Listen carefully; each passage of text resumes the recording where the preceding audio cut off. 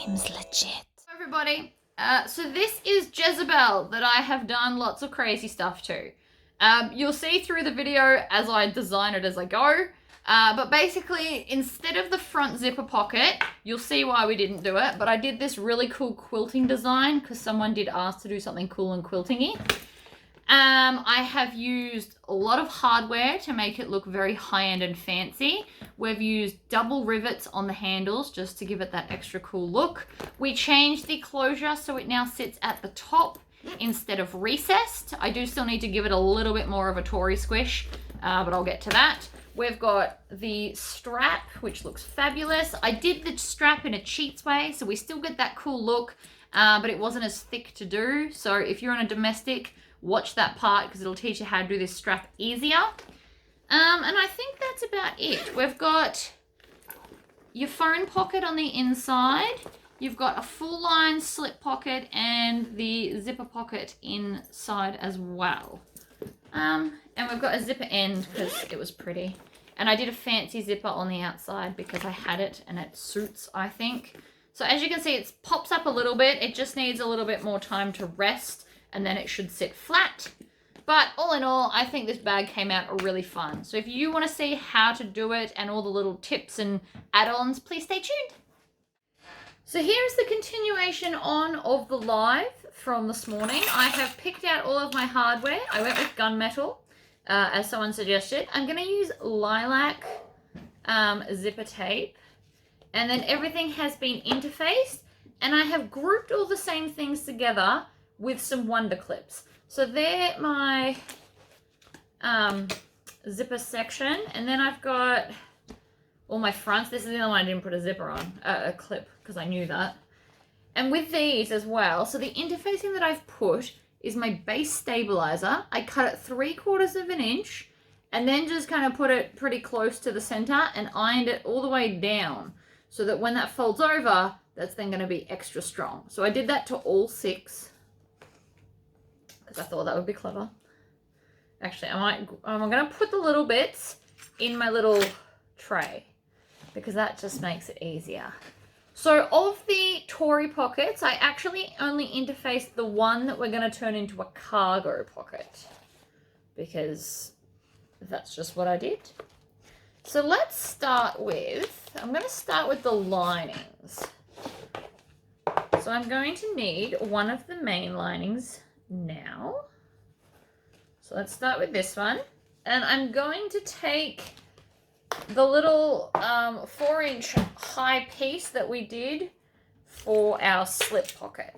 So this is just going to have binding on the top. So one has been interfaced and one has not. I'm going to put them back to back with right sides facing up the top here. Oh, and I haven't changed my thread color over. It's still an orange. So I'm just going to clip this together a little bit just to hold it in place while I organize this. So depending on what vinyl you have will be dependent on how well this works. But you want to I grab a scraper. I have these fabulous green ones now. And I'm just going to fold it over in half and run the scraper over it to create a crease at the halfway point. Now this doesn't have to be super hectically permanent. It's just to help when we put it over the edge. Now the thicker your vinyl, the better the idea of creasing is. Because you can see, it's not a big crease, but it is big enough that we're going to be able to see the halfway point. And this just makes it easier. If you didn't want to use the vinyl, you could also just use some binding or webbing, or you could sew the 2 pieces together. The reason I want to use this is because otherwise the pocket will blend in and you won't be able to see the edge. So that's why I've chosen to do it this way. So I'm going to start at the end because we cut it the right size. And then at that fold it over and clip it down. So you can see how the fold is now more handy. Now I already know that this vinyl is thin, so it is going to attempt to stretch while I'm sewing it. So I'm going to put a lot more clips than I normally would for a straight section. because otherwise it's going to fight me the whole time, and I don't really want to play that game.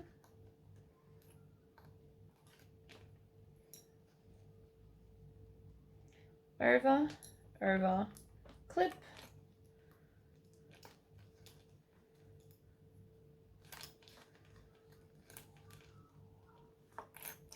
You can see I am using an awful lot of clips. That's what's best for stretchy vinyl. Now, I haven't actually thought about what colour stitching. I guess I'll just do purple.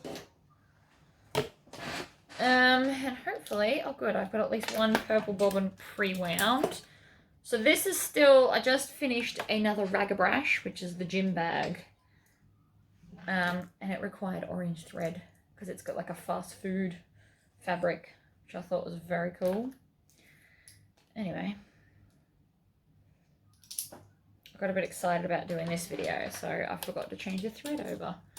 But since we're here, and if you've never seen a video before, I actually don't rethread my entire machine. What I do is I cut the thread off, and then at the start, so here at the start, and I just tie the old one onto the new one. And then I'm going to grab it down here. I'm going to pull it out of the needle. You never want to pull it through the needle because the knot's likely to bend or snap your needle. And then I just pull through. And it's re-threaded much faster than the other way. And it's not that I can't do it. It's just that it's quicker. And I like quicker. So, let's start at this end. I'm going to go to a nice long stitch length. So I'm going to go all the way up to 4. And then I'm just going to stitch, back stitch. And then make sure that it's not stretching out of place as I'm stitching.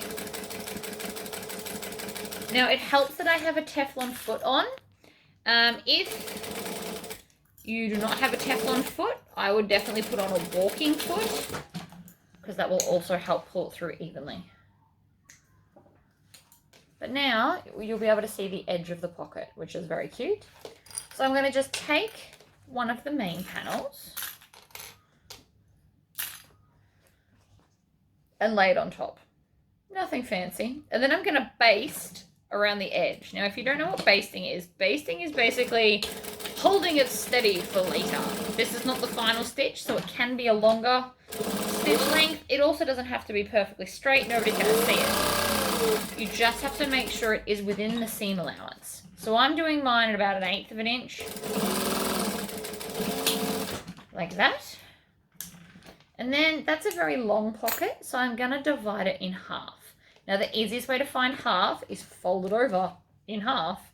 And I'm just going to take my snips and snip a little triangle bit off. Now, even though I took off the tiniest amount, when you open that out, it's big enough that you can see.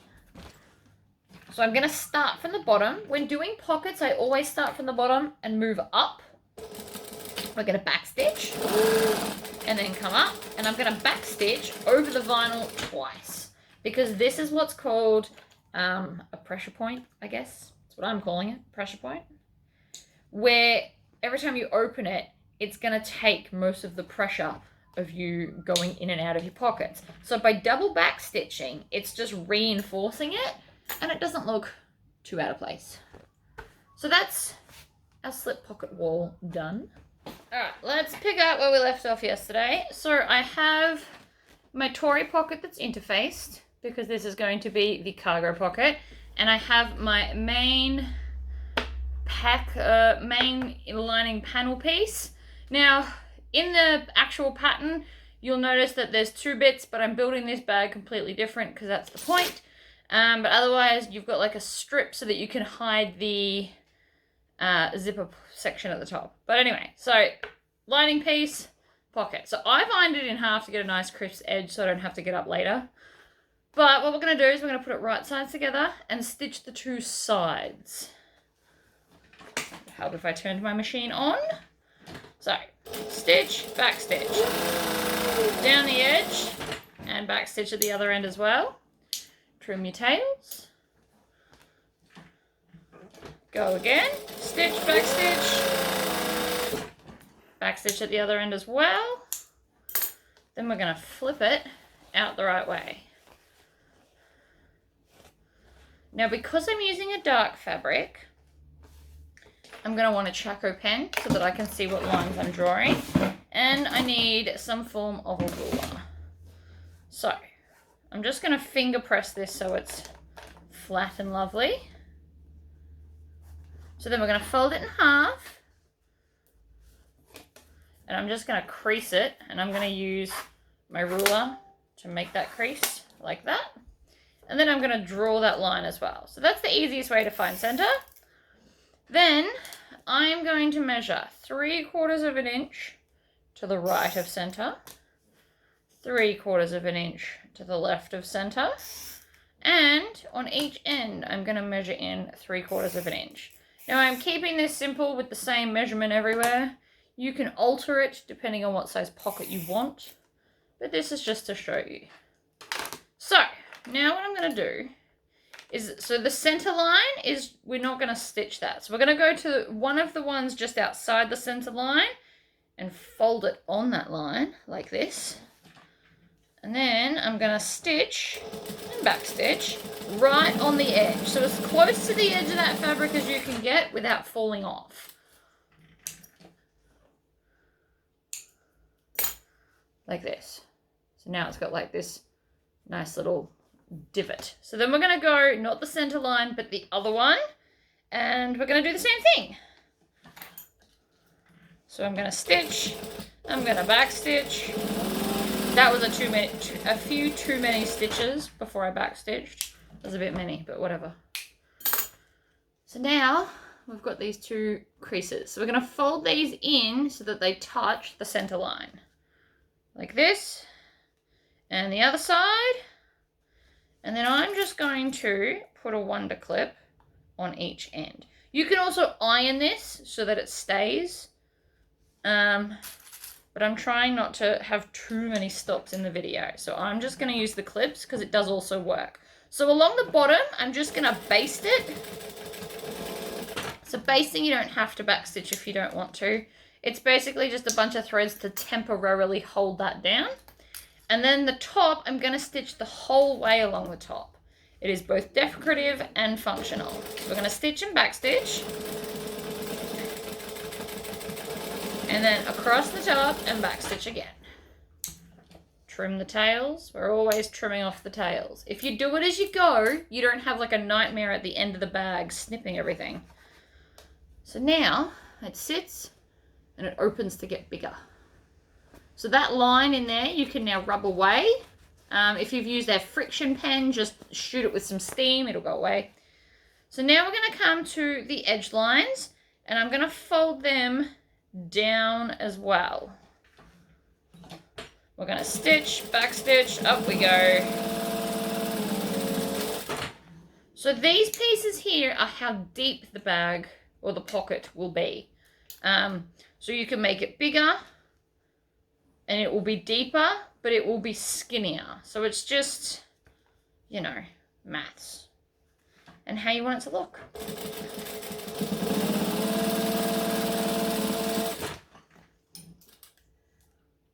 Trim. Trim. So now we've got this, and we've got two flappy bits at the side. So the back's got this like pleat, which is very cute. And that's our pocket. So, taking our main body, I'm going to fold it in half and I'm going to snip the center on both ends because we're going to need the top one later anyway. So I may as well do it now. Right. Then I'm going to place the center of the pleat with the raw edges there, like that. And I'm going to tuck under the side walls. So the idea is that we're going to line this up perfectly to where it's going to be. And then I'm going to draw this edge line. So line it up, tuck under the other bit, and draw that line there and on the other side. There is method to my madness, I promise. This ensures that the pocket is going to sit exactly where you want it to. You can measure it with a ruler as well. It's just slightly wider than 4 inches. Or unless you've changed it. So now I'm going to open it up and I'm going to take this flap and stitch the flap onto the line. Making sure that it's lining up at the bottom edge, because that is very important.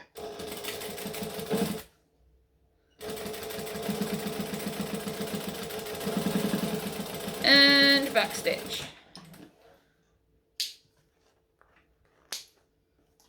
Trim off the tails. Then we're going to come to the other side and we're going to pull the pocket over, and it's going to look like it's too big, right? You're going to have this like bubble. Ignore that. It's fine. I promise.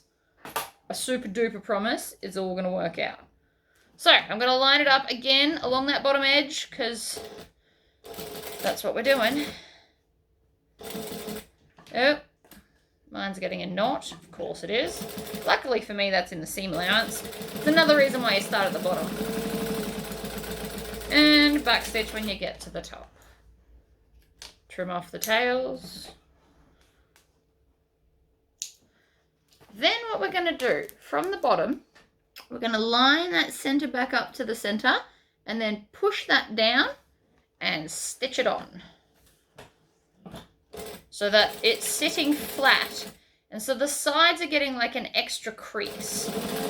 Pretty much what's happening there. And now your pocket is on. So that is great for like a phone because it sticks out a little bit. You can fill it with even more stuff and it can bulge out so that you can really stock it up if you need to. But otherwise, pocket. Excellent. So now I'm just thinking, where am I going to put the other zipper pocket? Because that pocket is now too tall to put it above there. So I'm going to come and put my other zipper pocket here. I got a little bit carried away with the pocket thing. So here's my tub of all my stuff.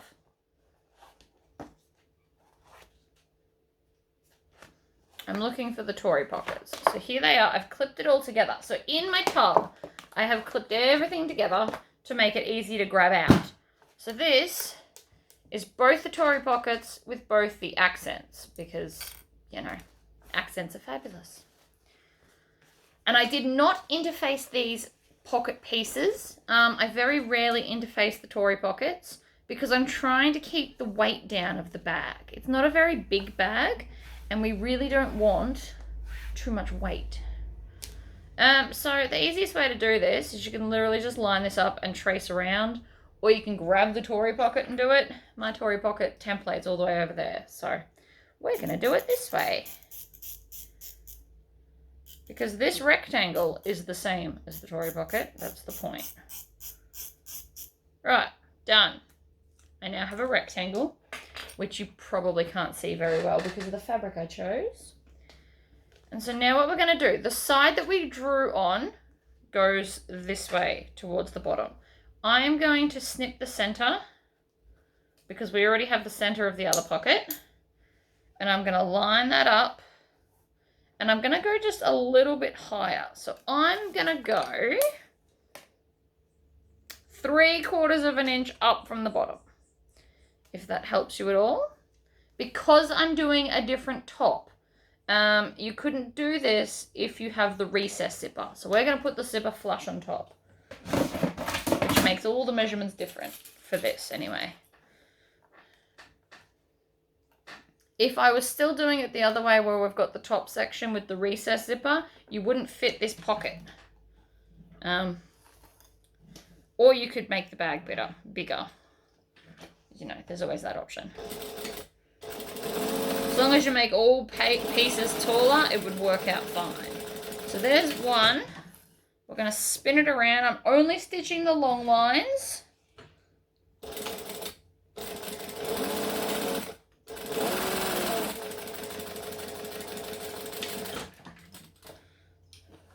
It gathered a little bit in the corner, but that's because I did a jump stitch. So if I uncut that, it'll be fine.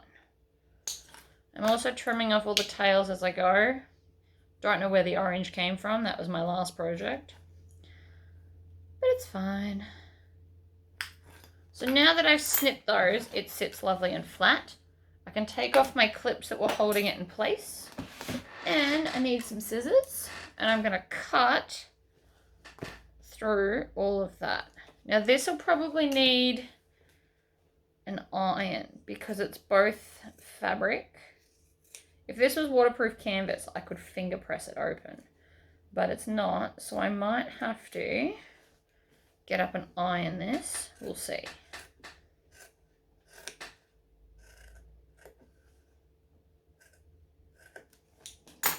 So I will finger press this up and see if it helps. And then I'm going to finger press this one down. I always push it away from me. So I'm just making sure that seam kind of sits flat with my fingers. Then I can push this through. I'm going to tuck my thumbs into the corner like I always do. So that's how I pull through the sides.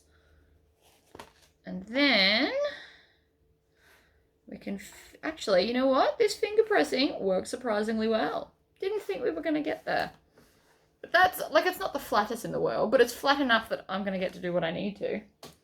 So, 1/4 inch or 6mm tape.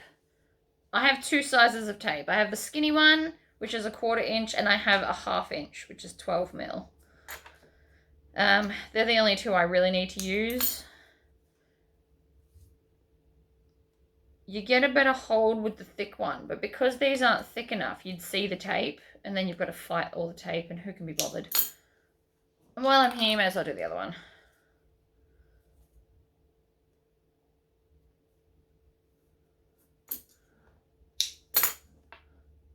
We're going to get a very different look to the original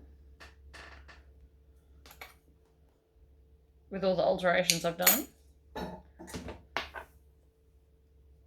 That'll be fine. Right, so now I'm just going to pull the backing off. Maybe, maybe not. Maybe it won't let me. There we go.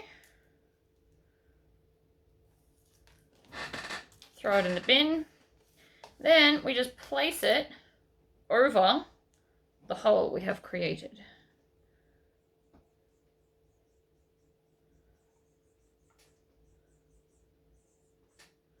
Like that.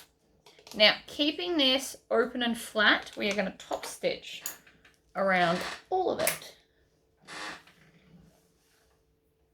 So I don't want to start in a corner. I want to go up to a decorative stitch length, and I'm not going to back stitch. One of those few rare moments where I don't back stitch. Good. I want to get it right in that center point section. Needle down, pivot.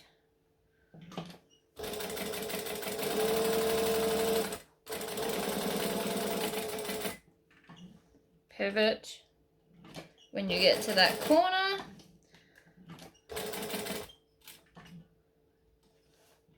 And then go back to the start. So now that I'm back to the start hole, I want to go forward 2 and then back 2. Another option would have been that I could pull it through the back and then tie it off. But it's not super noticeable. So if I tell you it's there, you can see it. But otherwise, you don't really notice. All right, zipper. I need to singe this end. And this is in pieces, but that's okay because I only need a little bit.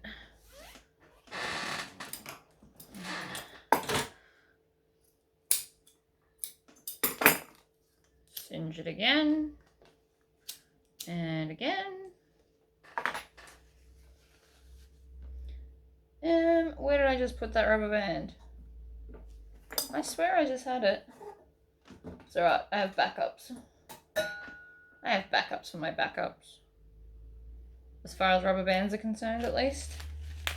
Alright, there we go. Again, I'm tidying up as I go because it's easy to do stuff. And I'm going to take my Smooth Criminal zipper and put it into here. So I've got Smooth Criminals for both the zipper pockets, and the top zip is going to be like a fancy one that I was gifted. I just think that looks really cool and kind of goes with the look of the bag. Right, now I'm going to lay the zipper down so that it's closing to the left, and then I'm going to open this out and lay it on top. That way the zipper will close to the left. I like my zippers to close that way. You obviously don't have to do it that way if you don't want to. I'm not there to stop you, nor do I care if you don't do it. You might be left-handed. It might be more comfortable the other way. Or you might just forget. I have forgotten sometimes. It is a thing. Don't be worried. So I sewed in front of the zip. Now I'm going to zip it up further so that the teeth aren't separated and everything sits nicer as I'm stitching.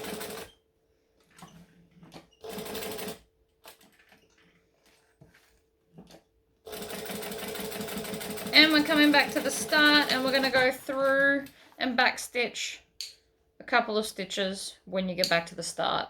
Again, if you want to, you can pull them through, tie them off and cinch them. So now if you pick up your piece, the pocket just kind of falls. So I don't want to close the bottom of this pocket because that is where we are going to turn the bag through, or at least the lining part of the bag, to close it off once we're ready. I will get the tails in a minute.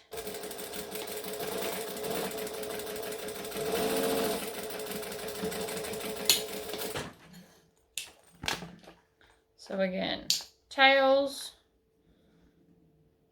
tails. Now we have that, which is fabulous. I like it. So now I guess we can build our interior section. So I'm going to take my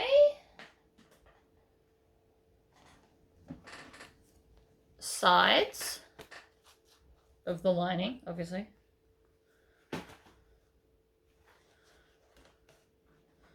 Right sides down. Back to a joining stitch length. This pattern is a 1/2 inch seam allowance. Now you can obviously change that if you so desire. You just got to think about all the interfacings and stuff you've put on. Because all the foam is assuming that we're having a 1/2 inch seam allowance. That's all.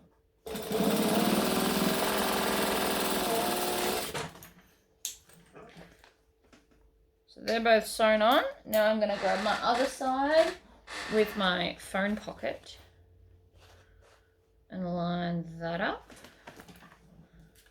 Tails behind you. You're actually meant to hold on to the tails, I have found out. And I've run out of bobbin thread. Of course I did. Alright, I'm just going to wind another bobbin and then we can continue. Right, bobbin is full again. So I'm just going to go back to where I was and go back a few stitches. I can already tell my bobbin's misbehaving. It does this sometimes. It might just be too full. It gets like a loop in it.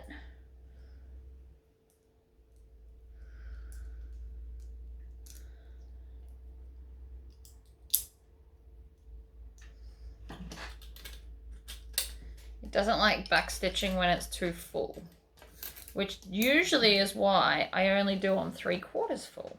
Alright, so now we're going to make it a complete loop. So it goes long piece, short piece, long piece, short piece.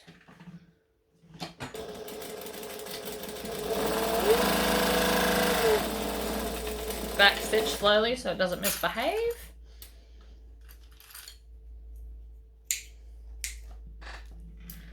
So now we have, that way, a rectangle, which won't stand up by itself, and that's fine. I also need to trim off all the tails. And then we're going to grab our base piece, which is this one here. And I'm going to start on the long edge. And I'm just going to sew it in. So it will reach past the seam. That is what it's meant to. You're going to sew from seam to seam, leaving like a little bit kind of hanging off.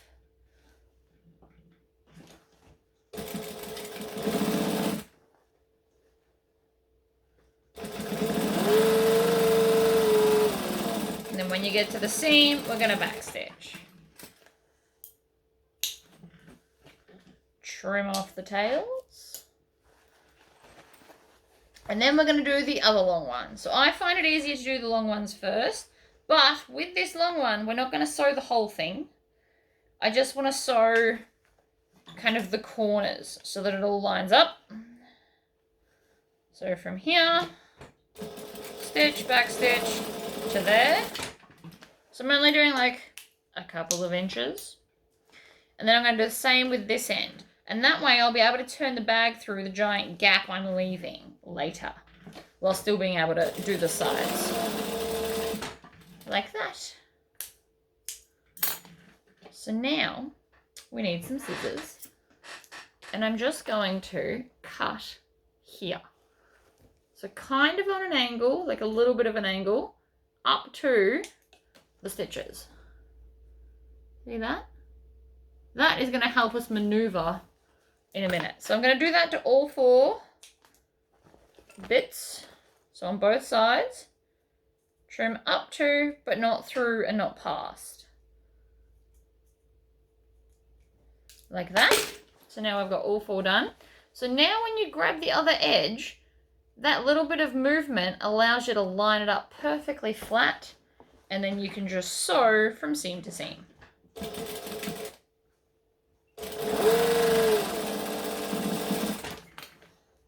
Like so.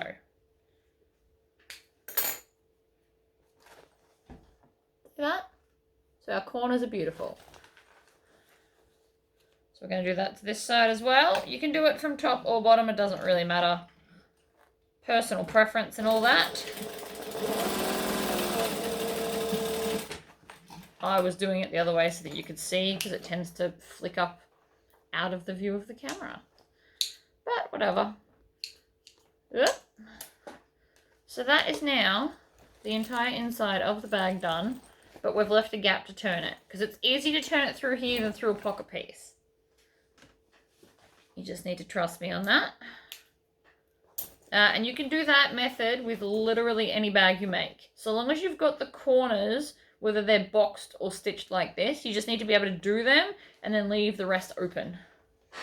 So let's move on to the outside. I have my base here. So let's put some bag feet in. I need a pen and a ruler. And I'm going to go... I kind of just make it up as I go. So I'm doing 1.5 inches from the edge. And then I might do... You could do 2 or 2.5 inches in. It's up to you.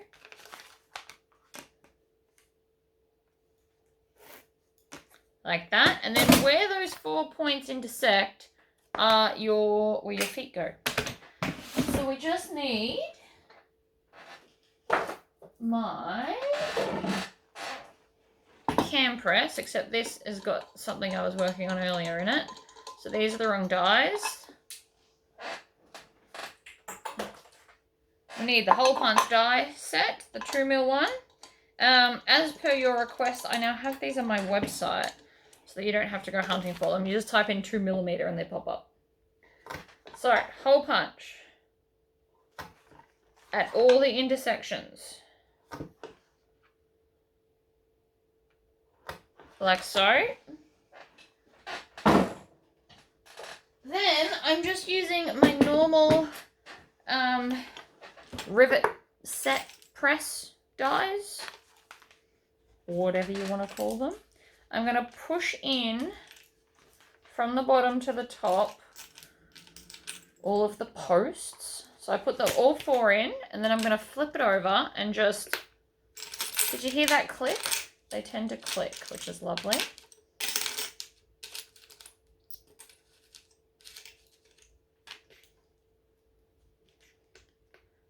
That one didn't click, but I did feel it do it. So now I just need to squish them down. So you always want to do this top to bottom, because if you did it the other way, you're going to damage your domes. But they are now in. You can like flick at them and make sure that they're properly stuck, but I'm confident that they're fine. So that's the bottom done. If you want to, you can also embroider in the middle. I forgot today, and that's okay. So next up, we want all of our main exterior pieces because we want to put on our rectangle and D-rings. So I have 2 D-rings and 4 rectangle rings. So the rectangle rings are for the handles, and the D-rings are for the strap. So I've got this interfacing that you saw earlier. So I'm going to fold that down, and this is what it's going to look like. I'm going to add 2 clips to each side to hold it in place. And I'm going to repeat this process with all of them.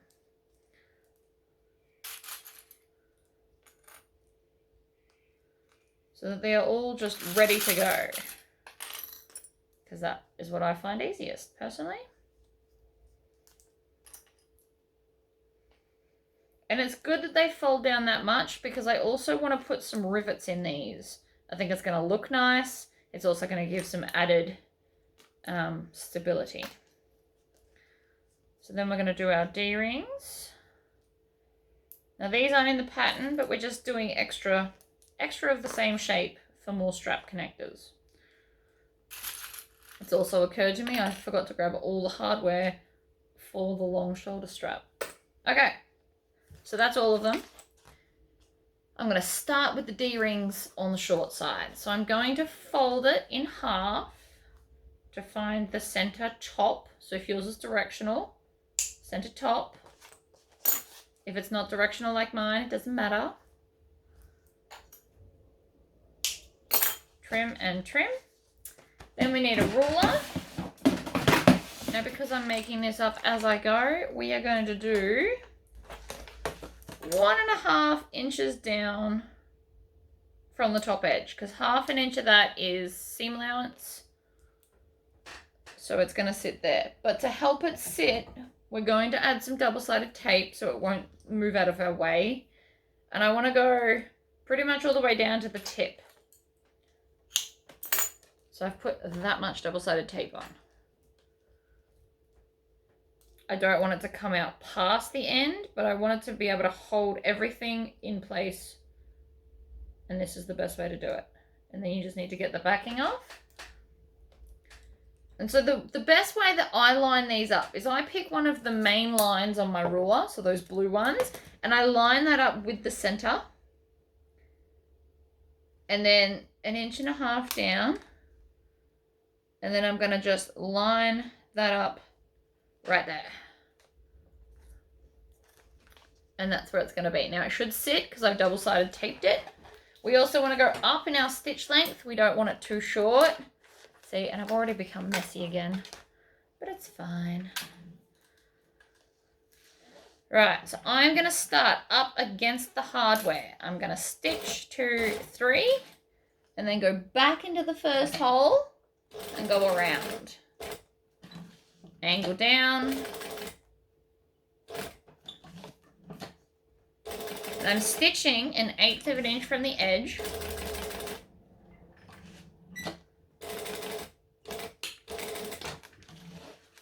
And then I'm going to trim it off. And that just looks adorably freaking cute. You can't tell me that's not cute. So I'm also going to add a rivet in, but we'll do that in a minute. So I'm not lifting all the rivet stuff up and down. Nobody wants to play that game. So again, double-sided tape as far down as you can get it without poking out. Peel off the backing. Now sometimes if you can't get the backing off, I lay this flat and I use my snips to kind of poke the backing off. And it works. Because sometimes my nails are a hindrance. Not very often. And usually only for double-sided tape. Alright, 1.5 inches down. Line it up with any blue line. I'm going to lift that up a bit so I can really get it up there. Line it up. Push down. Move it out the way. Let's do the next one. So 3 stitches back through the first one. Alternatively, again, longer tails pulling through time off. That is your choice.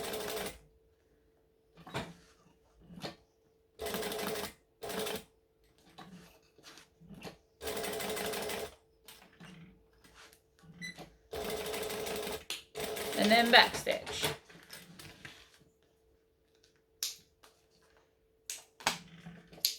Tails off. Sides done. Yay! Back in the tub. Now, here's where we're going to get a little bit trickier because we want a pocket, but we also want strap adjusters. So, since we're going with the theme of 1.5 inches down, I'm going to put that there and I'm just going to toy with some ideas because I need to get this right. So I'm starting with 2 inches in from the edge, seeing how that looks, and then having the pocket kind of right there. But that's a very small pocket, but that might be our best option at this point. It would be a little bit shorter, but I would fit all of the things. You could also make the pocket shorter, but I don't know what you're going to fit into a pocket that's only that big, because that's essentially about 4 inches for the opening. So it's not like you can pop your phone in there. I think I'm going to stick with this plan and do this just lower, and I will just make the pocket shorter. It's not going to hurt anything, and I'll just sew it into the seam. So we're going to go 1.5 inches down and 2 inches in from each end, and we're going to place all of these. So let's do that. More double-sided tape. I always have some near me. I use it quite frequently in bag making. If this is the first video of mine you've ever watched. It's handy stuff. And before you ask me what brand, the official answer is the cheapest one I can find or the closest one to my house. I don't have a favorite brand of double-sided tape. To me, it's all the same. I've never had one that's like really crappy, and I've never had one that's amazing because I'm pretty sure they're all just much for muchness. I like to buy them in really big rolls though, so I usually buy them 50 meters at a time because again, it works out cheaper. All right, I'll put the base back in the tub so I've got more space here. So now I'm just going to line this up.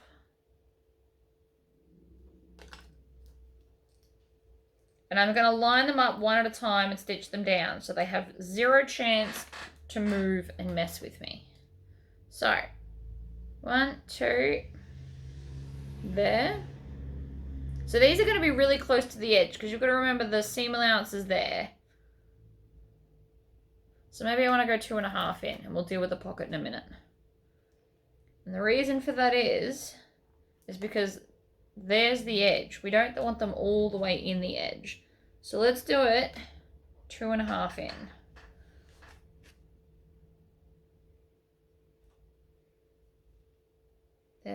There. Grab another one.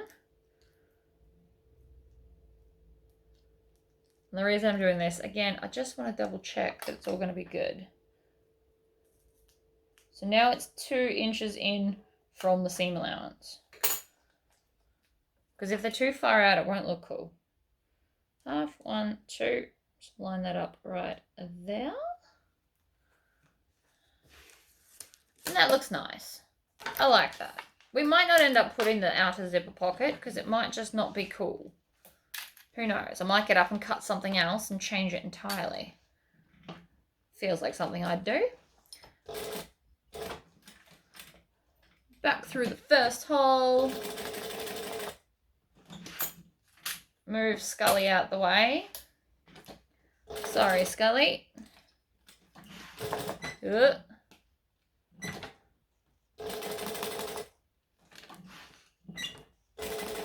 I have shoes on, so that extra stitch was a mistake. I usually sew barefoot, And usually I use pressure with my big toe. But I have boots on, so it's not quite the same.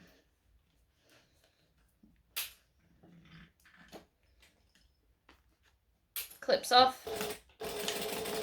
You can also just backstitch like I did, just there.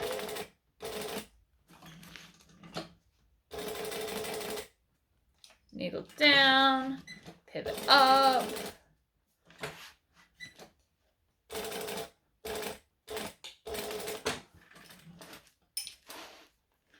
Oh, see, it's pretty.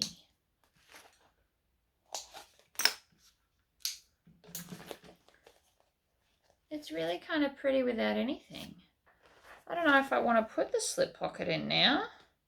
I mean, I could put it there, but that's not a very big pocket. It's only going to be like skinny. I don't think I want to. I mean, I could put one on an angle. I know people are really into the angle pocket now. You go in from the side. I could do that. But to be honest, I'm not really feeling that either. Put it kind of there, maybe. I don't know. It is a little bag. Alright. So, ruler sits at the 1.5 line.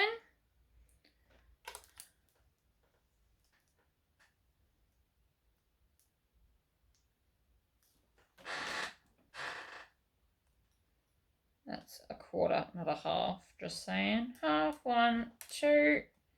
Line it up in the center right there. Stick her down. Other one.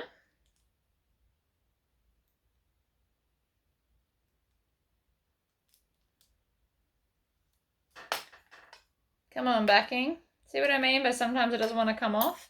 Every time the snips help. Alright, 1, 2. 1, 2.5. Right there. I don't know. I don't think I want to put the exterior pocket because it's not... If the bag was taller, maybe. But those pieces won't go to waste. They can just go to the side, really. They won't be in this bag, but they'll be in another one.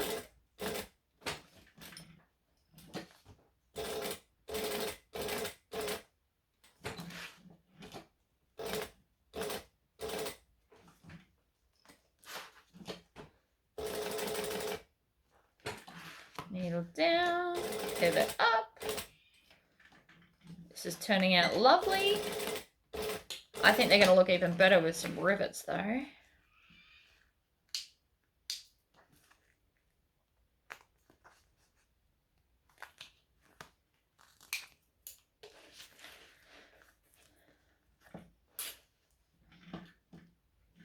The pocket would have worked if we had have gone back to the original grommet style handles.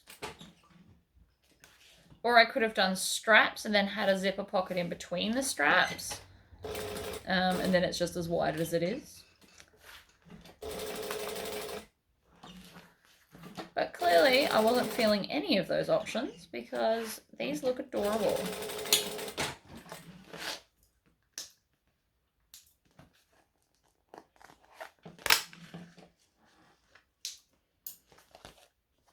See, I like it. All right, rivets.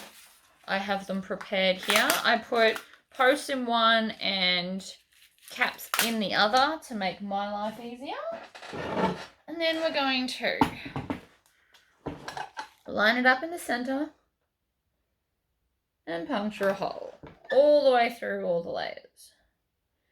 Now, because I'm eyeballing this, I can usually eyeball it the same for all.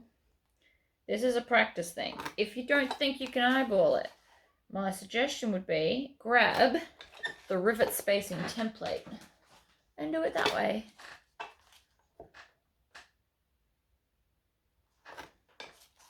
We're doing the sides as well because we want to keep consistency all the way around the bag.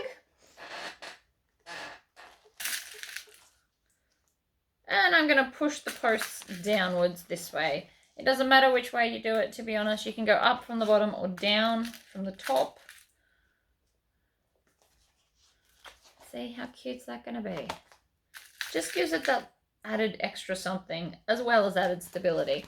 Now, it's not a huge bag, so I can't imagine you're going to put a lot of weight in this, but you never know. You might be a rock collector.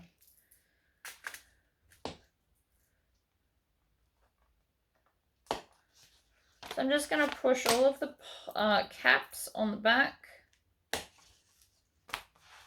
And then I'll grab the press and press them all.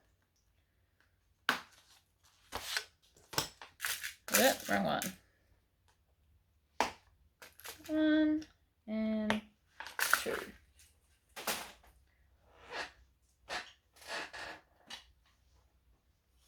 Now you obviously don't need 2 cam presses. You can just keep switching between them all. It's not a big deal.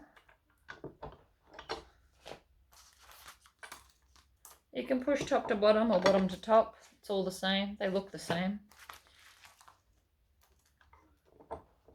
We could have done this also at the same time as the feet. So if you've only got one rivet press, why can't I find that?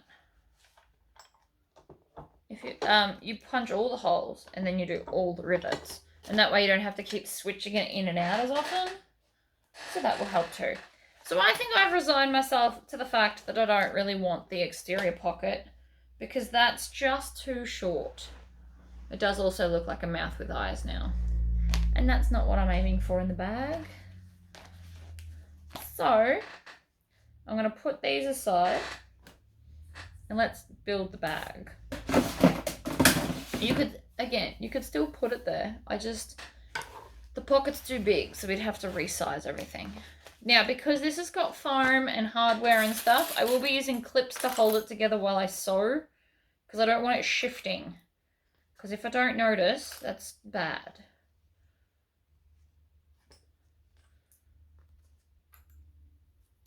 So I'm going to clip both sides on, and then I can just sew one, sew the other.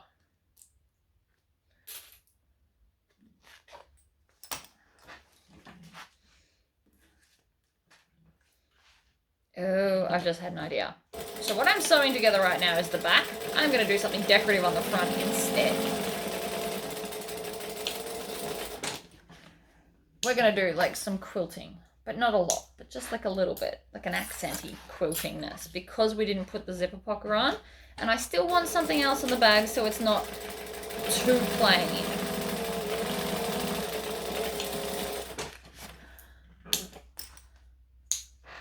Because plain is just not in my decorative wheelhouse. So this will now be the back. You need to trust me why. In a minute, I'm going to show you. So, first thing I want to do is find the center.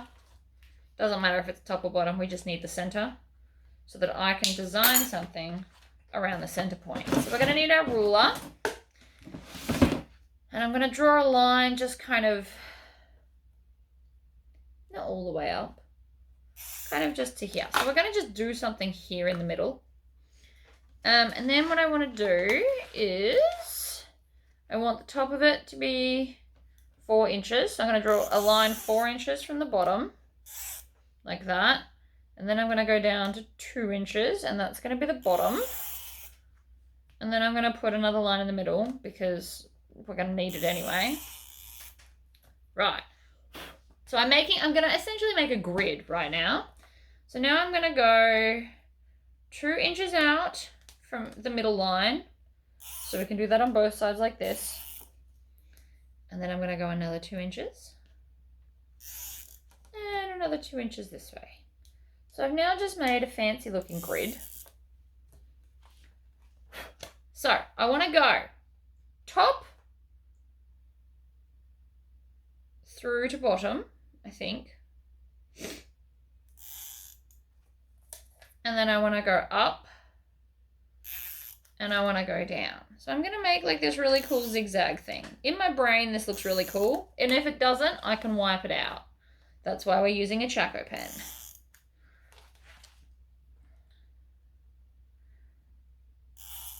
So this is going to be my quilt design. Not the straight line. Well, not the long ones. The zigzag. And then I'm going to go down. I want to go down. Hold on. So I'm going to go down a 1/4 inch.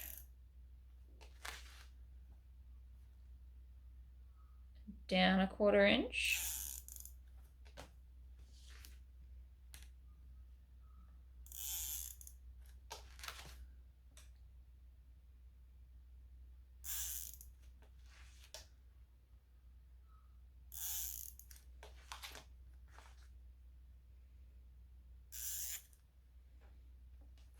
Alright, so far I've got these 2 lines, but it's missing something. So I'm going to do opposite.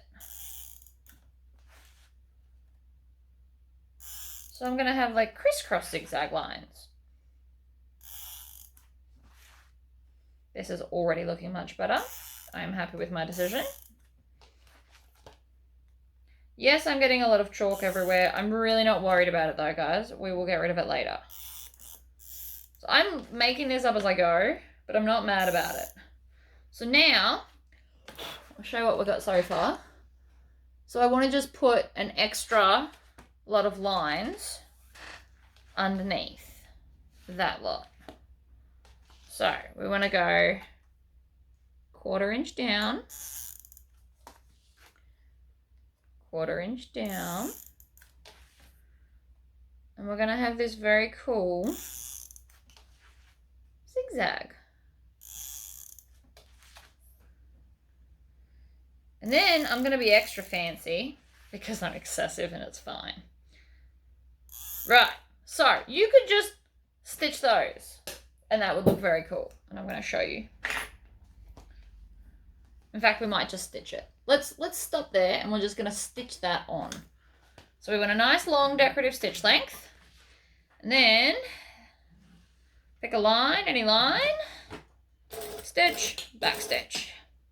I'm going to go up a little bit longer again. Up. And down. And the reason we did all the ruling is so that everything is nice and even. It might still need a 3rd lot of lines yet. We'll see.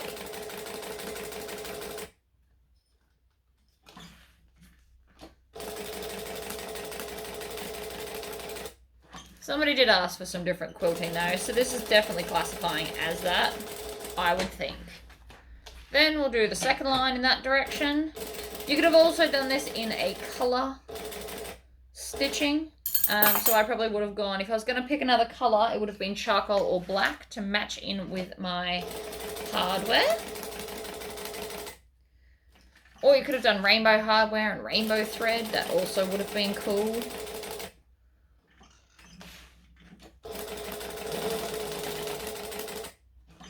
Stitch down, come up, stitch up.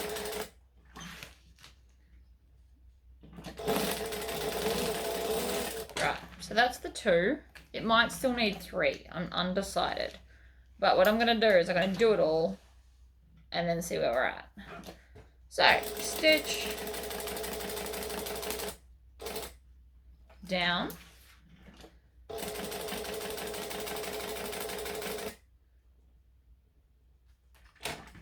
And in that corner, and then down. And then up. And it kind of looks nice that they're not perfect squares, they're more rectangular. I like that.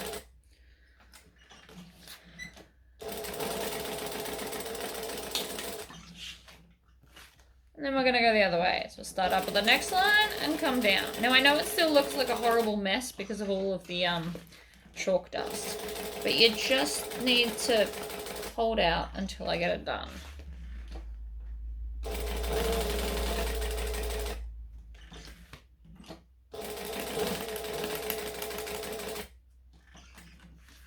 And I think this might be enough. It's just something subtle.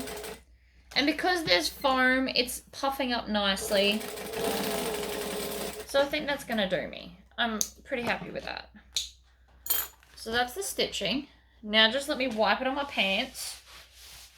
It's fine.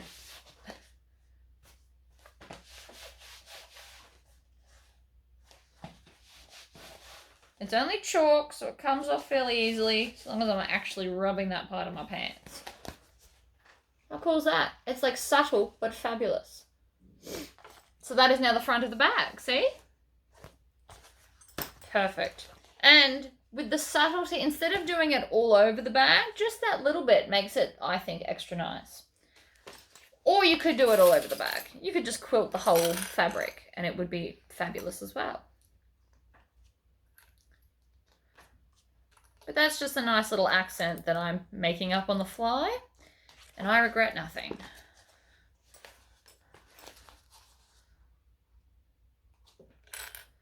So I've nearly got all our pieces done.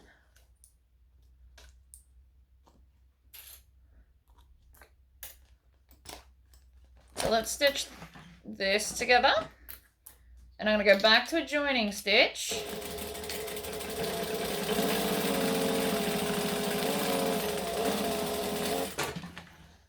I'm probably going to run out of bobbin thread again soon, but that's fine.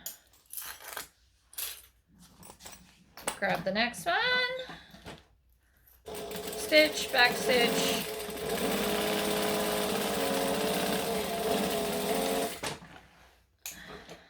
Now with the straps, I'm only going to show one of them on camera because they are repetitive. It's the same process for all of them.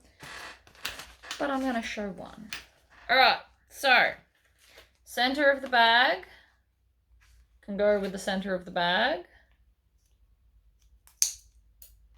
So I'm going to take my base and put it in center of the bag right there. I'm going to add some clips. Make sure that you're putting your base on your base and not your top. It has been done in the past by many people, including myself. So this is just your little reminder. Make sure it's going on the bottom. So then again, I am going to stitch from seam to seam with a 1/2 inch seam allowance. And I can tell you all these things because it's my pattern.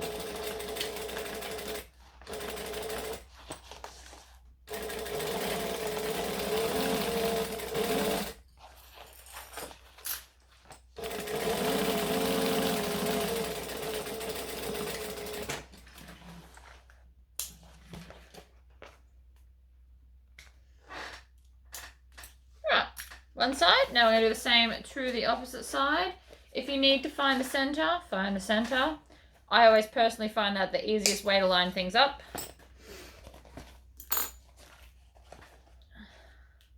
So with that pattern I just did, you could actually make it go the whole way around the bag if you so desired. What you could actually do is sew them together as a line and then design it all up that way, and it would be continuous across the whole bag. That would be cute. I will do that in another video one day if you don't quite understand what I'm saying. So that the quilt pattern continues perfectly around the entire bag. It would be fabulous.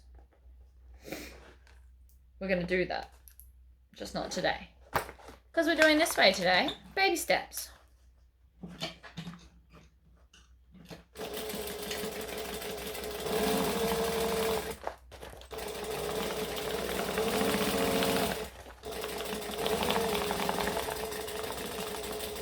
I will design a pattern so everything maths out perfectly, and we're going to do stitching all the way around the whole bag. And I'm just realizing that's probably going to be the subscription box because I've already got ideas in my brain. But anyway, moving on.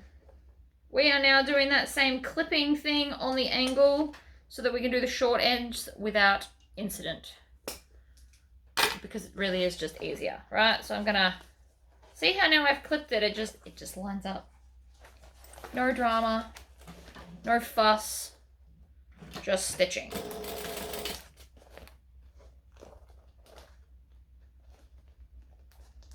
Lining it all up, stitching along.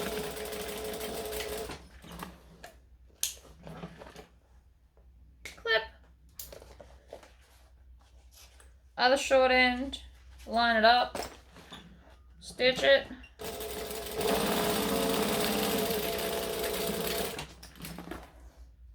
And then I'm going to just cut off some of the bulk. Now, normally I would do this with bigger scissors, but they're not here right now. Especially in these corners, we don't want all this bulk. You can just hack at it however you need to. Right. Get it all out. It's just going to help. And as well, if you're in a domestic, you definitely want to come and do up the top here, because we still have more things to attach up there. Because I'm still putting a zipper in the top, even though the pattern's completely changed, we're still doing a zipper. Because I want one. Oh, I really like this bag. Right. So, the thing I forgot to cut in the video earlier in the live, or yesterday technically, is matching pieces for the zipper panel. So we're still doing the same zipper panel that is in the recessed zip, we're just not making it recessed. Easy, right? So flip them all over, and we're going to put double-sided tape on both ends. Oh no, one end, not both ends.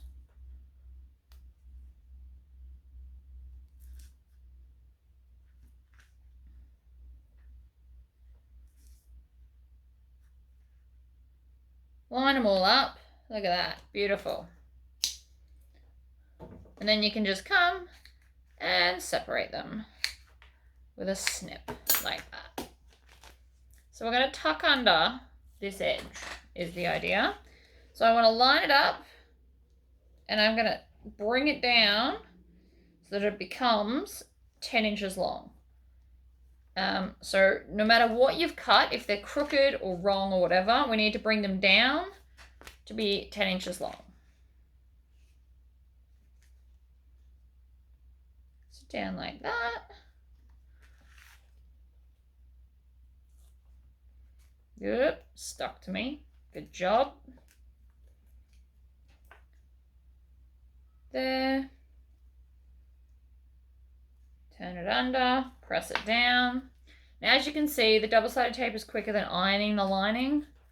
So that's why I'm doing it this way. You are welcome to iron it instead if you don't like using a lot of double-sided tape. Each to their own. So now I need a piece of zipper tape. The pattern has official measurements. I just need it longer than these. So you can have it a little bit longer like this, because that's the piece that's currently available. I do have more, but why cut it when that's going to work out? Or you can have it longer. It will just depend on how much hangs over the edge. But world your oyster, you do you. So while they're all stuck, we're going to take our zip, crack an end, and bring them down. So I'm just going to pull the edge to bring it down to a right angle, and we're going to just tack it there. So you just want to do it really close to the edge of the zip, and that way this won't be seen. But we just need to tack it into place to get the right angle.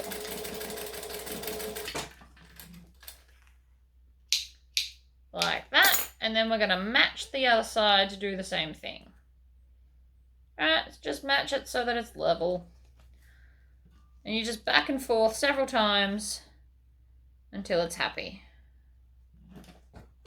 Back, forward, like that. That's just locked them all in.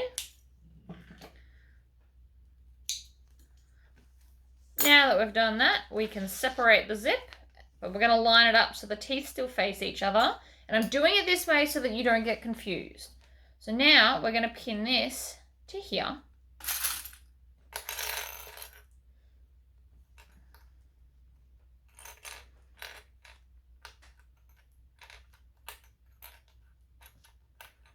You can use as many or as little clips as you like. I'm apparently using a lot today. That's a lot for me normally, but that's fine. So then we're going to take this one. So the raw edge is here. I forgot to mention that. And the folded edge is here. So now we want to do this to the other end. Right? So that they're going to still face each other like this. And then we're going to clip that one down. Preferably without my finger still attached. So clipping.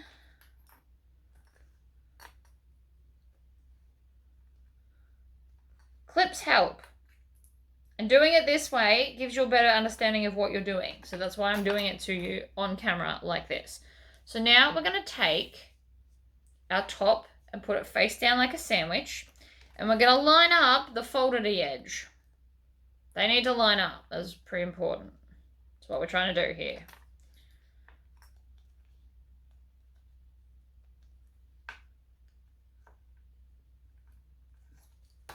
Then we're going to take the other one, do the same thing. Don't need them. So line up the folded edge first, and then work your way back to the raw edge. I mean, it should all fit perfectly because we did all that making sure it fits thing. But it's just, if anything has stretched or you misdid it, it's better to be at the raw edge rather than the folded edge. So, now we're going to take one of these, and at the raw edge where the zipper is folded over, we are going to start away from the zip with a 1/4 inch seam allowance. We're going to stitch across, needle down, and then we're going to stitch down towards the folded edge, and we are going to stop when we get to the folded edge. Seems pretty basic, but it is important to do. Then we're going to do this one. So because I like to have the vinyl on top, I'm going to start at the folded edge. We're going to stitch and back stitch, and then move towards the raw edge. Needle down. That was a bit too far, so we're just going to go back like that. So now you've made like this right angle. Trim off all your tails. It's easier to do now than later. I also need to singe my zip because it's having a bit of a moment over here. Bit of a moment. It's alright, that's going to be hidden with a zipper pull thing anyway. A zipper end, sorry, not zipper pull. So now I'm just going to cut the bulk out of this corner, which includes some random zipper bits. Chop it out. Don't need it. Gone.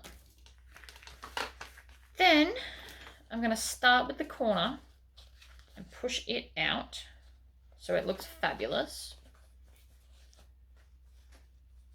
And then I'm going to come to the folded edge and I'm going to line that up and put a clip on it. Yep, like that. So now what I need to do is come along the open raw edges here, and I'm going to clip them so that they match, because one's going to be more stubborn than the other. And we know that they match and we know that they're the same size, but they're pretending like they're not because one fabric folds easier than the other one. And we don't want that. So we're going to do that, and then I'm going to pull from the zipper teeth and just kind of wiggle it a little bit. So it sits like that. Then we're going to repeat the process with this one.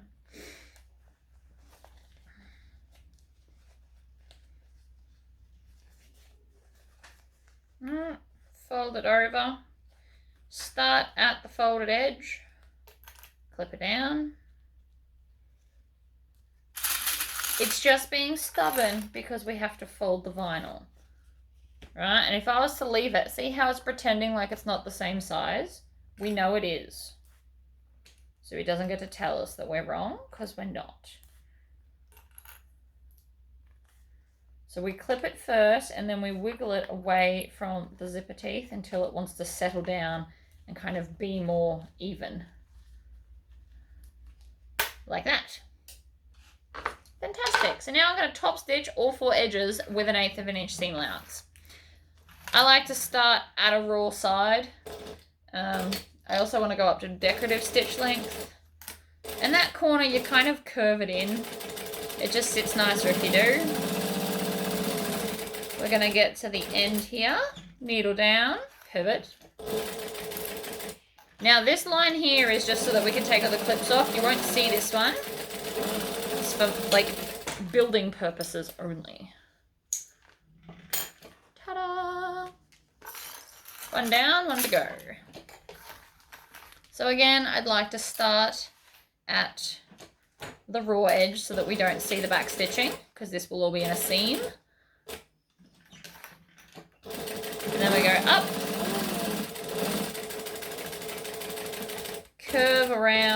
because it's a curve.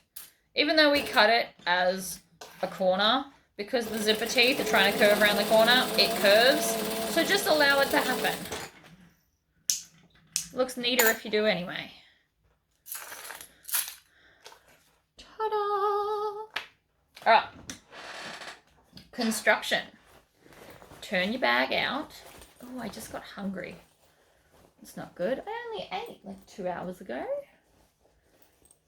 Right. So I'm going to find the middle of the other piece because of the other side of the long piece. Middles are always easier to work with. Same with the top. We're going to find the middle of the top. So all I do is I put seam to seam, pinch it out. Oops. And that's the top there. Same with the other side. This is going to be such a cute little bag. Right, so I've now got the center of everything, except this. So I'm going to fold. We don't worry about the zipper tape, but we want to find the center of this. And I'm just going to put a clip. Same with this one.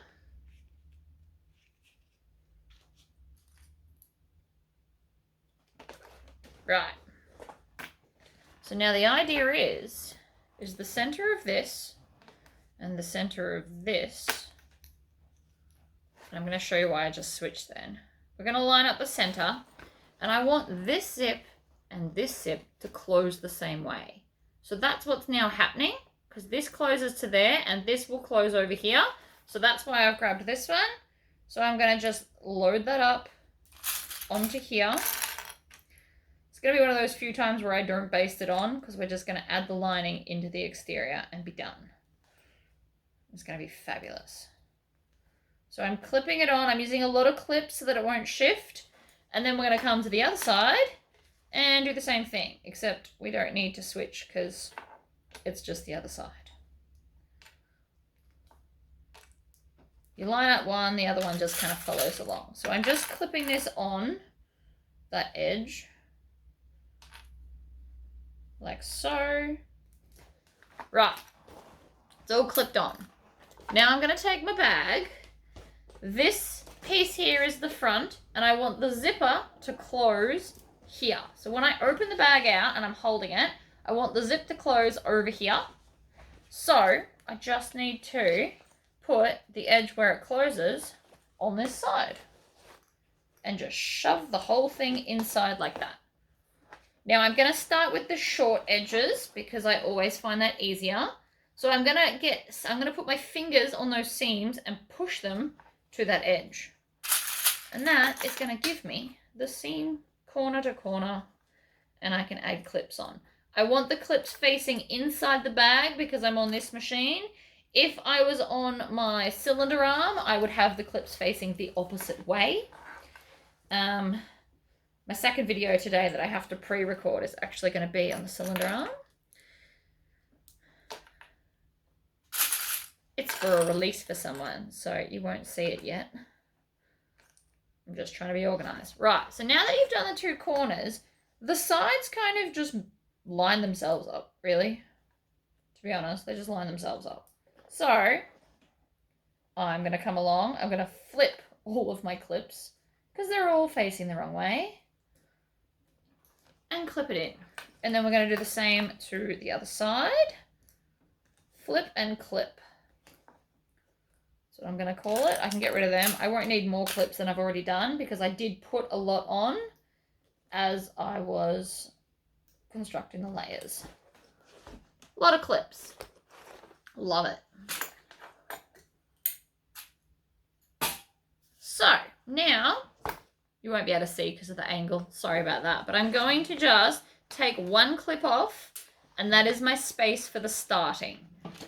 Now I'm going to do a 3/8 of a seam allowance just because if I do full 1/4 inch, I think the bag might pull in a little bit at the inside. So I'm doing 3/8, which is just under half, really, if you want to think of it like that. And it's a 3D object, so have the bag up around your machine if that's at all possible with your machine. You'll find it easier to sew around because because we are doing like a weird circle. Also keep an eye on your bobbin thread. I have a sneaking suspicion I'm going to run out pretty soon.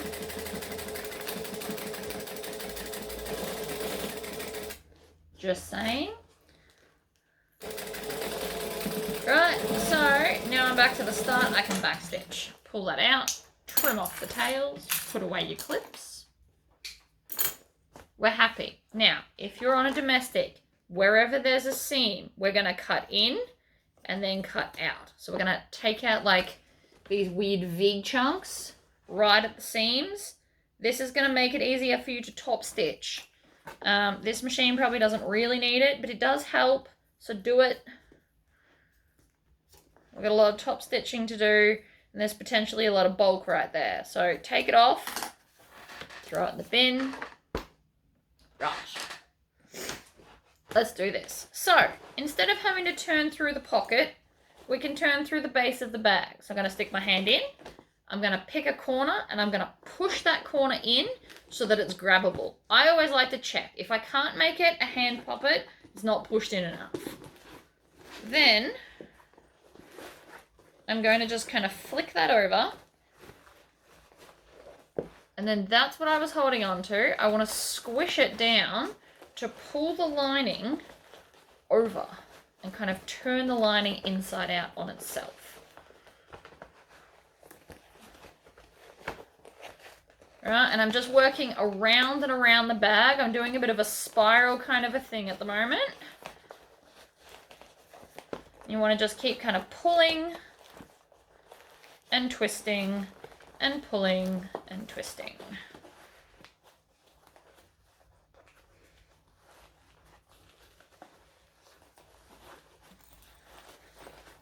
Pulling and twisting and pulling and twisting, and then you get to a point where it all just kind of falls through.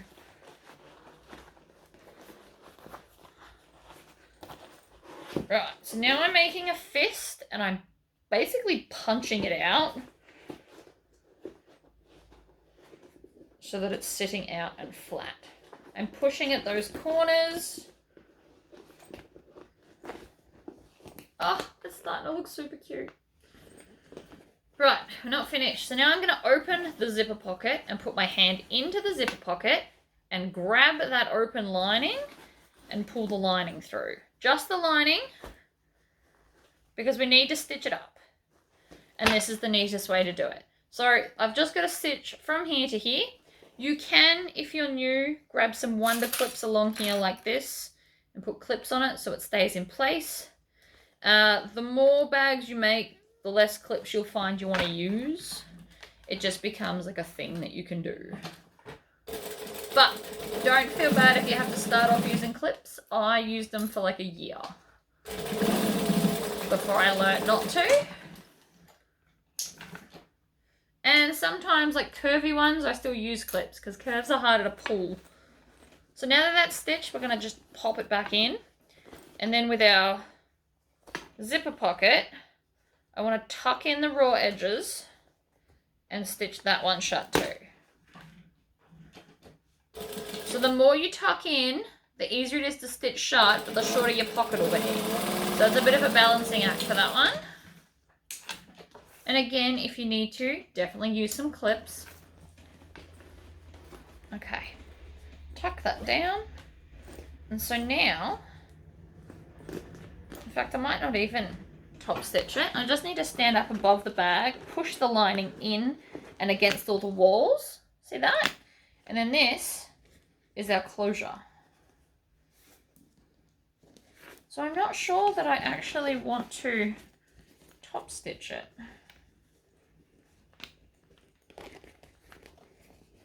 Just trying to decide. So what I can do is to just check it and see how it's going to sit. I'm going to put the zip on. I'm not going to leave it on. If I'm going to top stitch, I'm actually going to pull the zip off again because it's easier.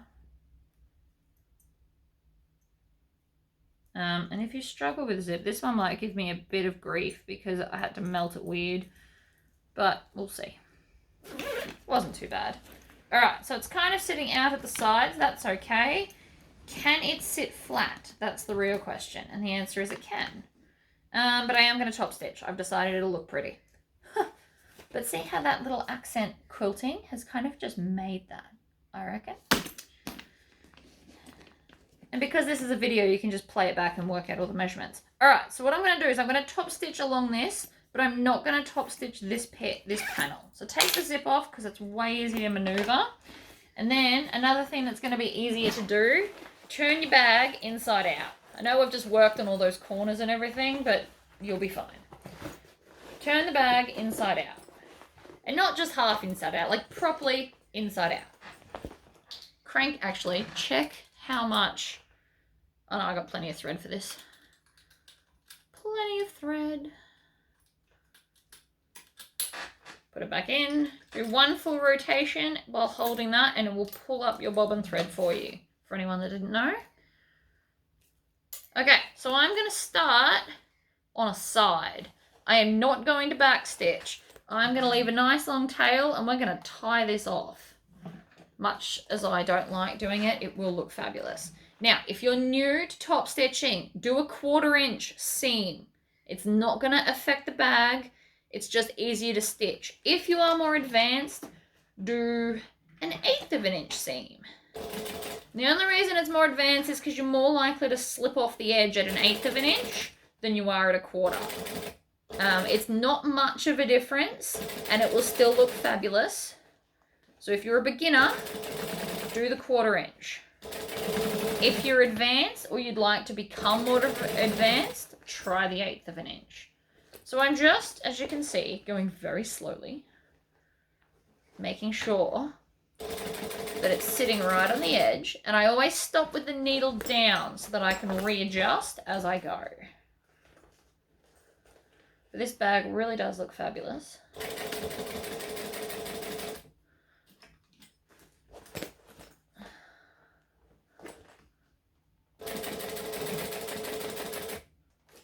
Right, down.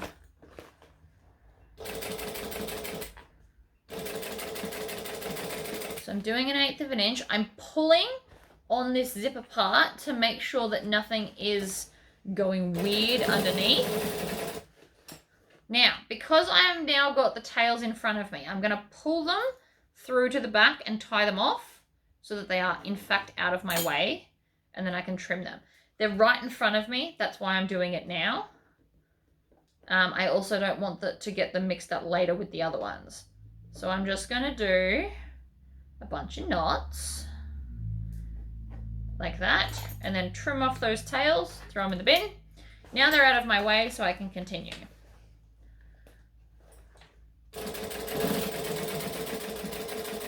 So top stitching, you don't need to be in a hurry. We're trying to make it neat. I also need my light for a second because I'm hiding it all with the bag.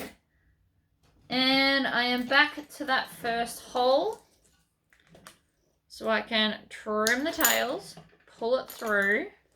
So if you pull on this, it makes a little loop. You just hook the loop and it pulls it to the back. And I know you probably couldn't see that because it's very thin thread.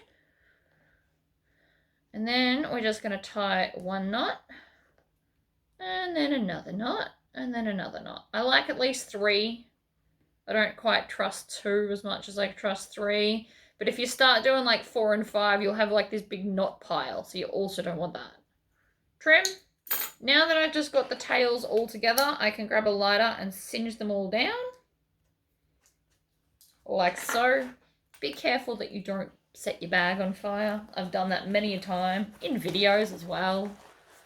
The thread catches fire instead of melting. Alright, push the bag back out. This time shouldn't be as difficult. But I like the top stitching. It makes it just a little bit prettier. And then that's the front. How fabulous is that? Alright, let's put our zipper back on. I need to grab a zipper end. So I'll do that in a minute. After I've made a strap. So we can just put it on. Right, zip it up, make sure that it sits the way it's meant to. The bag is sitting fine. If you wanted to, we could have added like a thing on the side, but I want it to just be how it is. So what I need to do along this edge where that is, I'm going to have to go along and do a Tory squish to get it to sit flat. Like that. I don't have to do it now though, but I will be doing that. And then that will just kind of sit in the bag like that and be fabulous. You can also actually, if you can't Tory squish it because you've got sore arms, come along with Wonder Clips, pull it right down, and then Wonder Clip it in place. A third option is if you have purchased these leatherworking tools, they are flat pliers.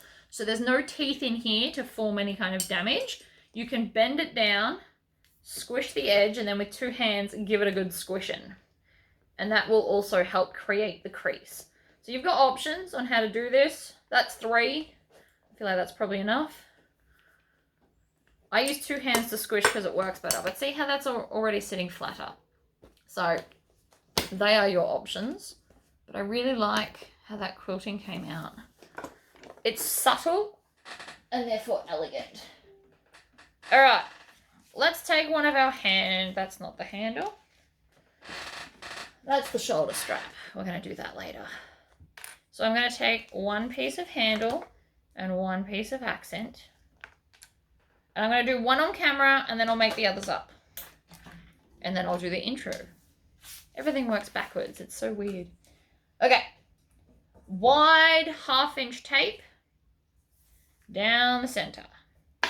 You can put it on the center of this one or the other one. Actually doesn't matter this time around. So, peel that off. Then we're just going to lay this on top of the back. Without stretching it, preferably. This one is the stretchy one. Right? So we've got this on one side, fancy bit on the other. So now we just need to fold this to that line and then over. And then clip it. Now, this will take a long time. So a cheats way, and we're going to do the cheats way today because I haven't showed you this one, and to make it a little bit thinner, we need a board and a ruler and a rotary cutter. So this is going to have a raw edge facing inwards, but it will be quicker to do. So basically we're going to take half of what's there and cut it off. Right? This is very thick and fiddly, the original way. So this is like a hack. So we're going to cut off half of it. Like that.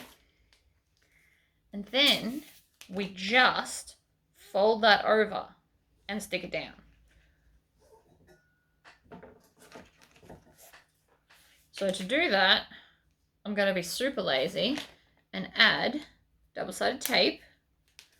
And that way, hopefully, it will stick where it's told. Now, obviously, I've wasted a little bit, but I didn't realize I was going to do the hack until now. Because trying to fold that double over is going to be super time-consuming, and a lot of you are going to be like, nah, not happening, too hard basket. So this is like a knockoff version.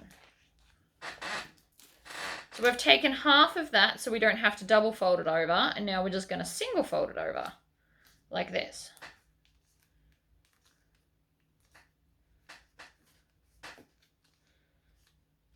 And we're going to get the same look, it just won't be as thick. So I'm just going to do it in sections. So we're going to start.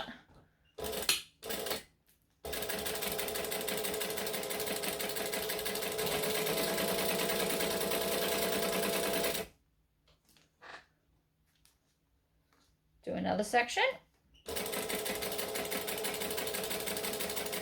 You just want to make sure you are always stopping with the needle down. Alright, you just do it in sections because otherwise it may not stick. The other option is you can clip it in place. That will also work. Right, so over and back stitch. Look at that. Fancy. So now we're going to do the same to the other side. Now I'm going to do this to all of the straps so that they all are obviously the same. But as you can see, it's much quicker than sitting here and folding that to the edge and then over again. Because it is such a thin strap, it is a bit fiddly on 1 inch. If it was 1.5, I'd do it the original way. But because it's 1 inch and this is like a thicker vinyl, I'm doing it this way. Another other option could have been to reverse the colors so that we'd be folding the thinner light purple mauvey colored vinyl. Another option for you, but you know, whatever's going.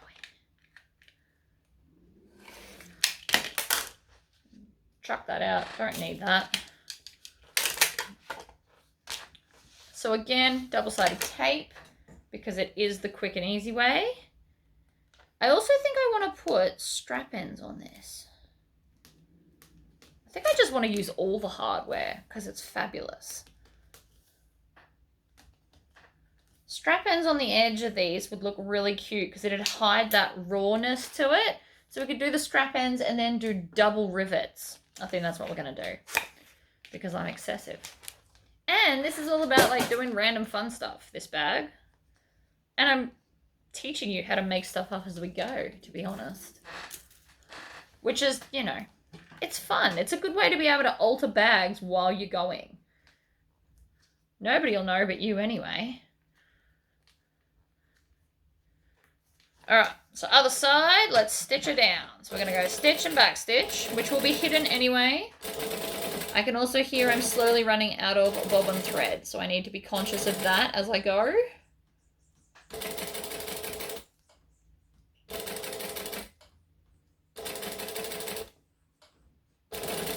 And this strap is looking adorable. And this is a good way for domestics too, because it's only 3 layers of vinyl and one of them's really thin now.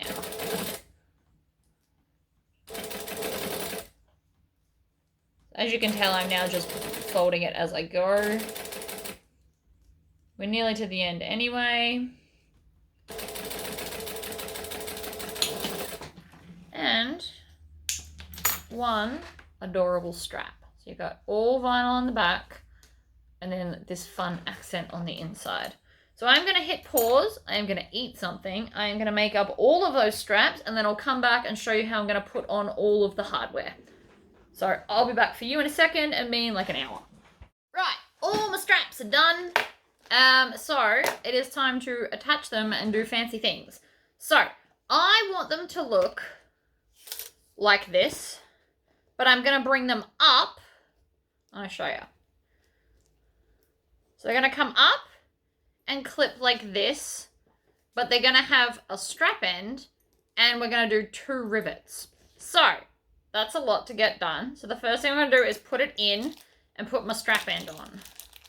We're going to work in baby steps because I haven't figured out how much. I'm also going to be using my spacing, my rivet spacing template to help me get these nice. So bear with me on that too. So this is going to face up this way. So I want this to go on so that the smooth bit faces out like this. So I just need to get the screws out. And I've got my little electric screwdriver that I got off eBay for about 30 bucks. So we're just going to put that on and screw the screws in. There's one. Then we're going to do the next one. As you can tell, I finally have fresh batteries. Huzzah. Right, so we have to put them on first so that we know how much space it's going to take off. And then I want to get 2 rivets. So from this side, I'm going to take my rivet spacing template and I'm going to place it against the metal. And then I'm going to take a pen. So I'm going to hold it so that they're going to be centered because we want that too. And I want to go 1/2 inch up. And then I want to go 1, 2... I want to go 3 holes up. You might be wondering why.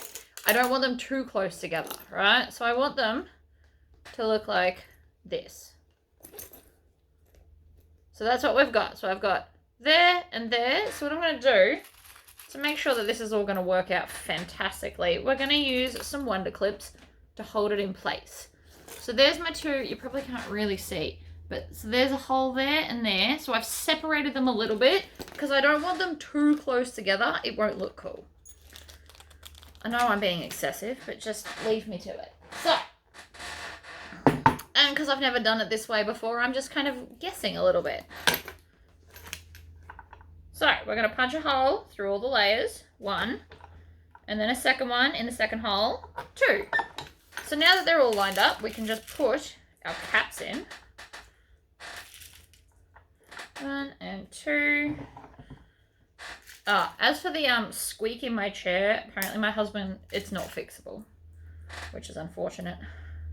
Right, so now I've got them on, I'm going to squish them down. We really are making this up as we go along, so that's going to look great though, I reckon.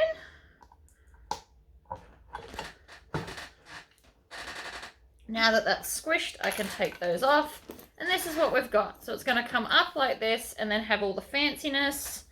And then we're going to come down and do the same to this side. So it's going to look like that, which I think looks great. But, you know, you can do it however you like. So I need the other strap end. So we're going to install that first. Careful not to lose all your screws. If you've purchased from me and you lose some screws, let me know, and then in your next order I can send you some spares, because I do have some spares floating around.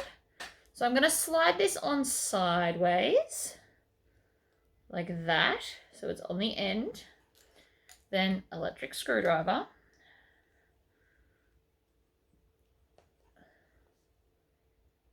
Put them on. 1. And 2. Now you could,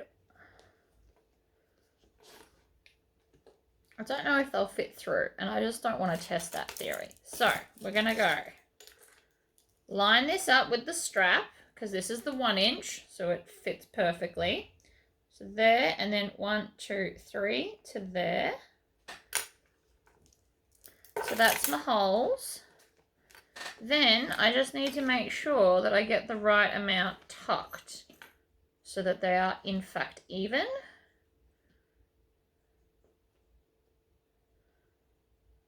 So we can even measure it with this. So from there to just before there.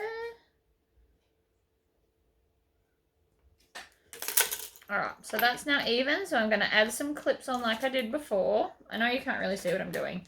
Sorry, I'm trying to be as descriptive as possible. So now we need to punch these holes.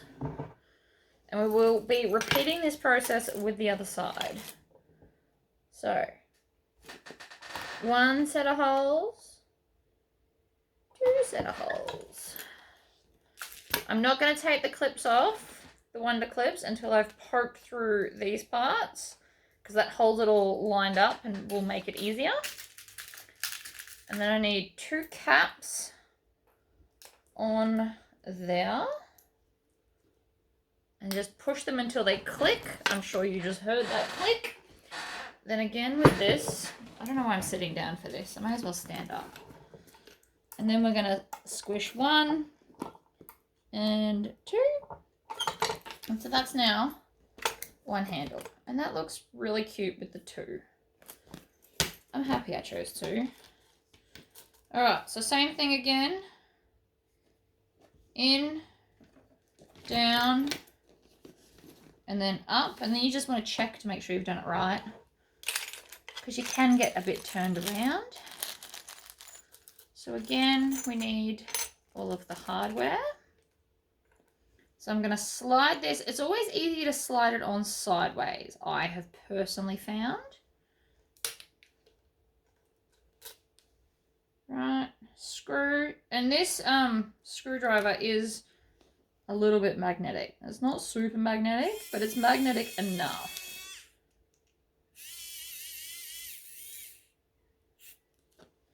And then another screw. Grab it, hold it, put it in.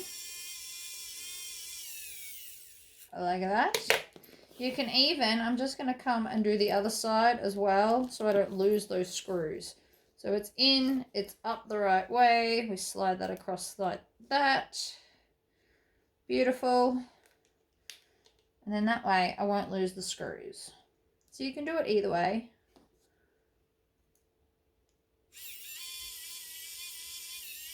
I love this little screwdriver. I feel lost when I don't have it. Now that a lot of the hardware that I stock has the stuff, it's just better. Right, so they're on. Now we need to do the holes. So I'm going to take this and the 1-inch single. So you can also do 2 wide if you've got them, like little ones. Could have done it either way. I'm going to line that up there. And then I'm going to do that hole. And then 1, 2, and 3. Same with this. So line it up in the middle. So we get our holes in the middle. 1, and then 1, 2, and 3. So now that's done. We're going to take this and we want to get the same amount as the other side. I haven't put that away yet because we still need it for our zips. So we need to bring it over and round. And I'm going to clip it and then I'm going to get a ruler and just check to make sure that it's right. Good. My little 1-inch one is super handy for this. So from there to there is 2 1/4. So from here, from there up to there is 2 1/4. So I actually got that right. I can tend to eyeball the same thing over and over. So that worked out well. And then we're going to do the same thing here. So I'm just going to measure from there.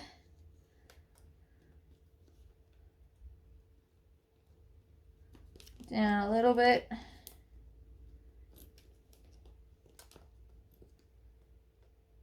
Two 1/4. So that is there. Excellent. Now, obviously, if you don't have the 2 punches, you can line all of it up and clip it all together, do all of them, and then switch it out to do your other parts. Whatever's going. So, I'm going to punch 1 hole there, 1 hole there, and then I'm going to do the other side. There and there. Move that aside, just because there's a lot going on in this very tiny bench. 1. No, not that one. That was a different rivet, by the way. I just threw that one on the floor. I'll go find it later. It's fine. Right, so the 4 posts are in. Now I can flip it over and put on all the caps. So you can hear it click into place. Clicking's not enough though. You do still have to squish them.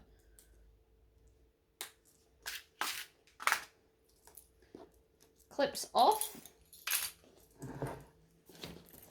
Set your rivets. You can do this without a rivet press. You can get like a hammer style one where you just hammer it. And then lots of people lately have been using arbor presses and turning that into a rivet press as well. Very cool idea. I do not have space for one of those though. Alright. So that is our handles on and looking fabulous. It's got a lot of hardware, but it's still a classy amount. It's not too much. Let's do our zipper. So we need They come in 2 packs, so I just need the one. So you get 1 screw and 1 zipper end. So what we need to do is I fold it so it's a triangle, and then it's easier to slot the end on. I have personally found, like that. Then again, we take the screw onto our screwdriver, whatever that may be, and just screw it in. So the screws of these are quite stabby in the sense that they can actually screw through the zipper teeth like they just did. Right, so that's technically kind of the bag done. I have done a little bit of a Tory squish along the bottom to make it look a bit better. So now we just need to do the strap. So grab an end, feed this up one side with the solid edge touching the center, and then back the other side. And you know what? We might use the rivet setting thing, the rivet spacing template again. So I'm going to line it up, and I'm going to do 1/2 inch from the end, and then I'm going to go up 1, 2, and 3 so that it matches what I've got going on the bag. Because it'd be nice to match. That's not the rivet hole punch. I'm going to put that there so that I can get rid of that and just clear my space so you guys can see what's going on. Also, don't need that. But we need this one. Let's just pivot a little bit. There we go. Right, so because I drew it on the wrong side, I'm going to punch the holes first. Now we don't need to match this up to anything else. So I'm just going to punch the holes and then pull it over and then adjust it so that I'll be able to get both the rivets in, and then punch the holes a second time. 1. Actually, and I'm going to put something in because I just felt that shift. So push just the post through so it helps to kind of line it up, and then do the other one. That's better. So post, cap, squish them.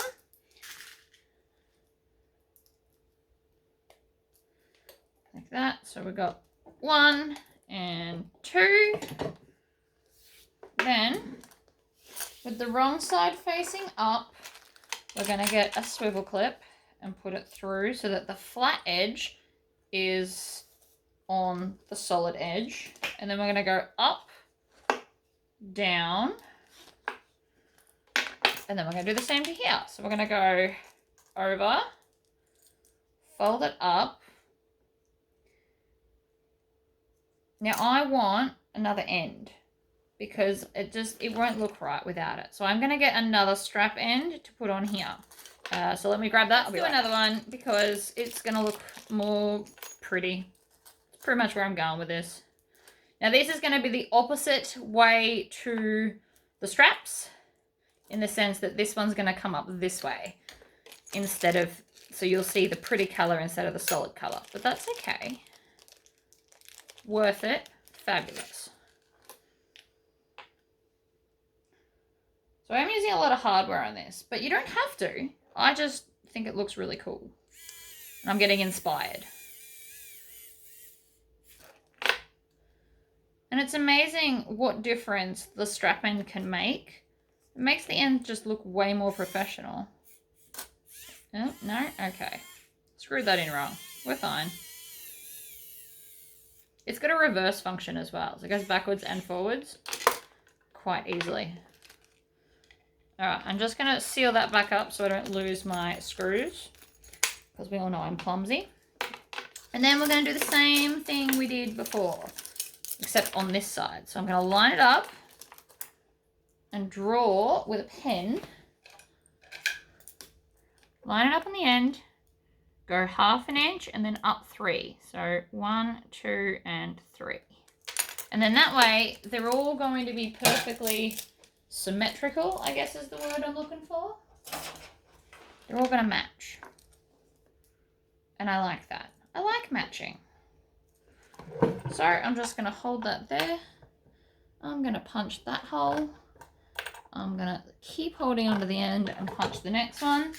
So I have used quite a lot of rivets. You don't have to do the double, but again, it's a design point I've decided on today. Because why not? I don't do it often, and the whole point of this bag was to do like a whole bunch of crazy stuff, and I feel like I've accomplished that. Click them on. Squish them down. 1 and 2. And then this will attach to here. And here. And that's the bag done, guys. How fabulous does that look? I hope something in here has inspired you to try at least one of these things, whether it's the quilted front or trying out double rivets or more hardware to make them look fancier. Look at the bag feet as well. That is a very classy looking purple bag, if I do say so myself. Thank you for tuning in, everyone. I appreciate you've all made it this far, and I will see you in the next video.